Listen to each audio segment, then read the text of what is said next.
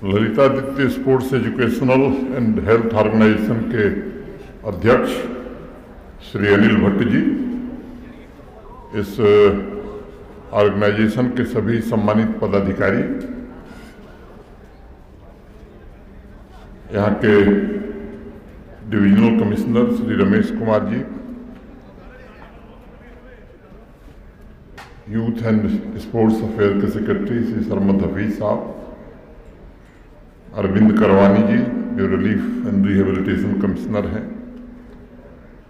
श्री राजेश कौल जी, किरण वाथल जी, सभी देवियों, सज्जनों और मित्रों, 5वें कश्मीरी पंडित प्रीमियर लीग KPPL के शुभारंभ की मैं आप सबको बहुत बहुत शुभकामनाएं और बधाई देता हूं। मुझे बताया गया है कि देश भर से मैं स्टेडियम में मौजूद सभी 28 टीमों को आने वाले दिनों में विभिन्न कैटेगरीज में होने वाली प्रतिस्पर्धा में शामिल होने का अवसर मिलेगा। उन सबको मैं हार्दिक शुभकामनाएं देता हूं। अनिल भट्ट जी और इनके साथियों का विशेष रूप से आभार व्यक्त करता हूं। मुझे दूसरी बार इस कार्यक्रम में आने का अवसर मिला है। जैसा उन्होंने स्वयं अपने उद्बोधन में कहा कि देश के विभिन्न कोनों में या दुनिया के विभिन्न कोनों में जो उन कश्मीरी पंडित समाज के लोग हैं, उनको एक दूसरे से जोड़ने का एक प्लेटफार्म, और मैं कहूँ कि अच्छा और अद्भुत प्लेटफार्म प्रारंभ हुआ है। मैं उम्मीद करता हूँ कि इससे निश्चित रूप से समुदाय के बीच, कम्युनिटी के बीच एक अच्छा रैपो भी बनेगा। और मुझे लगता है कि विरासत के साथ ही विकास अच्छा लगता है। केवल विकास हो, विरासत गायब हो जाए तो वो अधूरा हो जाता है। और इसलिए खास तौर से नई पीढ़ी को ये जानना बड़ा आवश्यक है कि हमारे पूर्वजों ने किस तरह से इस देश की संस्कृति में अपना योगदान दिया, और उस अपनी जड़ों से जुड़े रहना किसी भी समाज के लिए बहुत ही आवश्यक होता है। आमतौर पर जब कोई भी स्पोर्टिंग इवेंट शुरू होता है तब हमें प्ले फील्ड पर तमाम तरह के इमोशंस देखने को मिलते हैं। वो इमोशंस इतने इंटेंस होते हैं कि दर्शक दीर्घा में बैठे व्यक्ति को स्वयं महसूस होता है कि मैदान में खेल कैसे हो रहा है। यही स्पोर्ट्स का असली पावर है, ताकत है। और व्यक्तिगत रूप से मुझे जम्मू कश्मीर युवाओं पर बड़ा गर्व है, भरोसा है। और मैं देख रहा हूँ पिछले कुछ वर्षों में कि जिस तरह से उनके सशक्तिकरण ने जम्मू कश्मीर को आगे बढ़ाने में, उनके सपनों ने यहाँ की आकांक्षाओं को पूरा करने में मदद किया है, वो स्वाभाविक रूप से सबके मन में आशा पैदा करती है। मैं उम्मीद करता हूँ कि सभी खिलाड़ी इस प्रतिस्पर्धा में पूरे जोश और होश के साथ भाग लेंगे।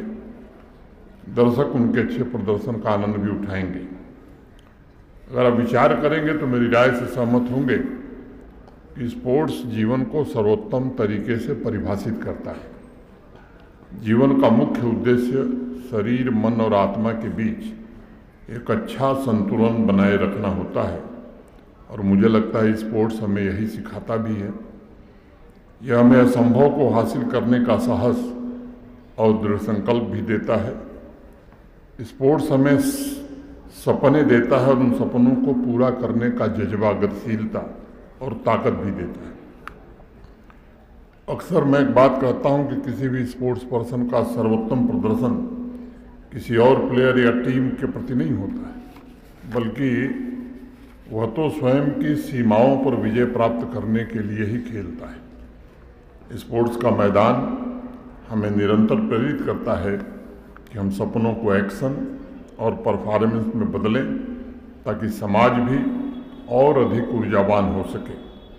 आज इस टूर्नामेंट के शुभारंभ पर हमें इस तथ्य को भी ध्यान में रखना होगा कि एक स्पोर्ट्स पर्सन का जीवन वास्तव में आदर्शवादी होता है। उसका ध्येय अपने प्रदर्शन से समाज के लिए गौरव हासिल करना होता है।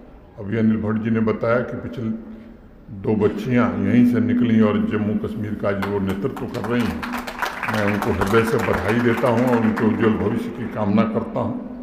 ऐसे स्पोर्ट्स पर्सन्स बाकी लोगों को भी निरंतर राष्ट्रभक्ति, एकता, सर्वधर्म समभाव, दृढ़ संकल्प तथा कर्तव्य के लिए सदैव प्रेरित करते हैं।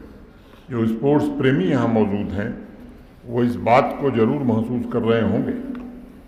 मुझे लगता है कि इन आदर्शों को हमें याद रखना चाहिए और भारतवर्ष की और जम्मू कश्मीर की विकास यात्रा में मिल करके अपनी पूरी सामर्थ्य से योगदान भी देना चाहिए। अगर आप आज देखेंगे तो भारतवर्ष दुनिया की सबसे पुरानी सभ्यताओं में से एक है।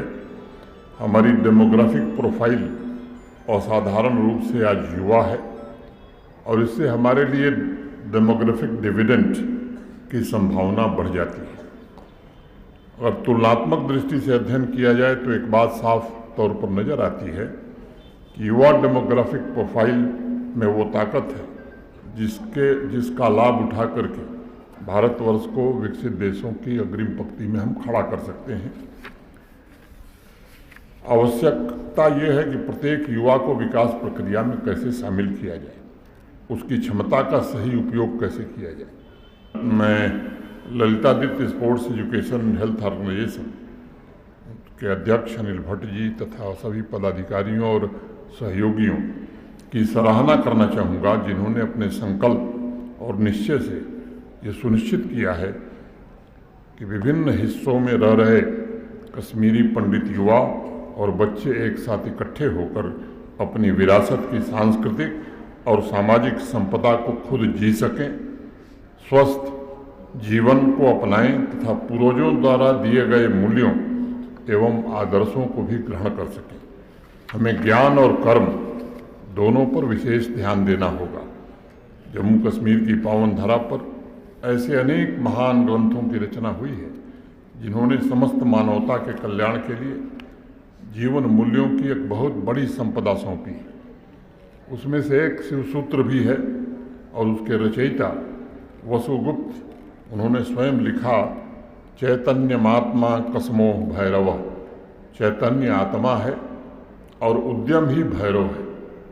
कश्मीरी पंडित समुदाय में मानता हूँ इस मंत्र को स्वयं जीता है और इसका एक जीता जागता उदाहरण है।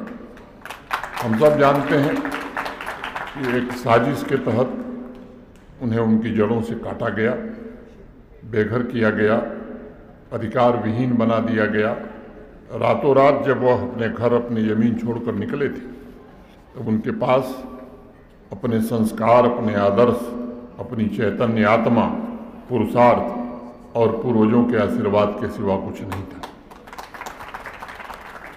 पहाड़ जैसी चुनौतियाँ उनके सामने थी, तमाम कष्ट सहने पड़े, दुख झेलने पड़े। पुनः परिश्रम से, मेहनत से धन, यश, पद और प्रतिष्ठा और उद्यम के शीर्ष पर पहुंचने का जो पुरुषार्थ आपने किया है वो निश्चित रूप से हम सबके लिए गौरव का विषय है।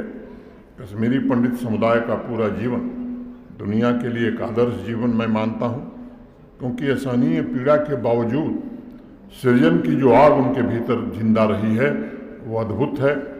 उद्यम का असली अर्थ है प्रगाढ़ श्रम और अपनी आकांक्षा तथा समुदाय की चेतना को जागृत रखने में पुरानी और युवा पीढ़ी दोनों मिलकर के परिश्रम करे। मुझे गर्व है कि जब कश्मीरी पंडित युवाओं को जो भी देखता है या मैं स्वयं देखता हूँ तो भारत नहीं बल्कि पूरी दुनिया में अपना गौरवपूर्ण स्थान बनाने में वो कामयाब रहे हैं। मैं कश्मीरी पंडित समुदाय की नई पीढ़ी को भारतवर्ष के प्रकाश की एक किरण मानता हूँ। जिस प्रकार अपनी संपूर्ण ऊर्जा और प्रतिभा को लक्ष्य प्राप्ति तथा रचनात्मक कार्यों में उन्होंने लगाया है, उससे पूरे समाज को प्रेरणा मिलती है। मैं इस अवसर पर स्पोर्ट्स पर्सन को फिर से एक बार पुनः बधाई देता हूँ।